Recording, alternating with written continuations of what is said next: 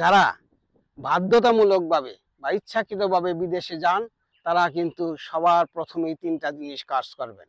১ number কাজ হলো সেই দেশের অবশ্যই ডিগ্রি নেবেন। ২ নম্বর হলো সেই দেশের নেটিভদের সঙ্গে বন্ধুত্ব করবেন, যতদূর সম্ভব যে হোম সিক পরিত্যাগ করার চেষ্টা করবেন। ৩ নম্বর হলো সে দেশের ড্রাইভিং লাইসেন্স এবং সে দেশের খাবার, সে দেশের সংস্কৃতিকে নিজের দেশের মতোই ভালোবাসবেন।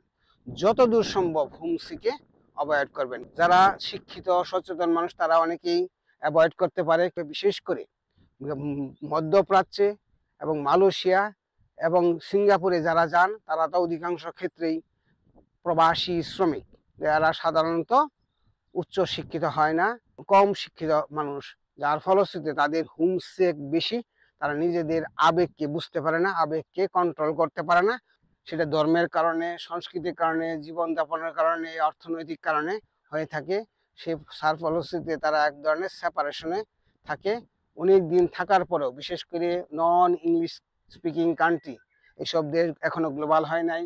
জাপান, চায়না, রাশিয়া, মিডল ইস্টের দেশগুলোতে কিন্তু এখনো গ্লোবাল কালচার এক্সপান্ড করে নাই। নিজেদের ভাষা এবং সংস্কৃতিকেই এরা এখনো শ্রেষ্ঠ এবং সুন্দর মনে করে। এবং এইসব দেশে যদি যান তাহলে তাদের সংস্কৃতি এবং তাদের ভাষাকে এবং পারলে তাদের ধর্মকে অ্যাপ্রিসিয়েট করবেন। যদি না করেন তাহলে আপনার জীবন সর্বনাশ।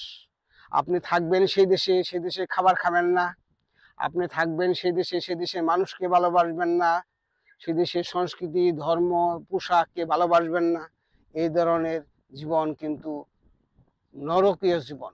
যারা জীবনযাপন করে তারা বুঝে। আপনি যদি আপনার বন্ধু বান্ধব যারা বিদেশ থাকে তাদের সঙ্গে বিষয়টা নিয়ে যদি একেবারে অন্তরঙ্গভাবে আলাপ করেন তাহলে বুঝতে পারবেন। তাহলে ৩ ধরনের কাজ।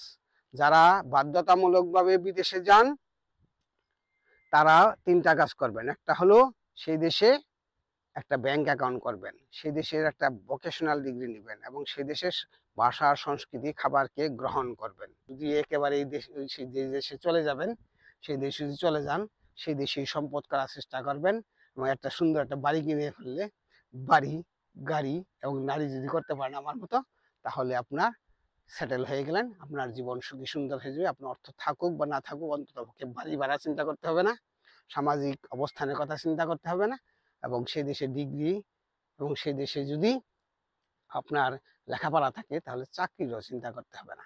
বিদেশ জীবন সুখী হয়ে যাবে। সবাই ভালো থাকবেন, সুস্থ থাকবেন।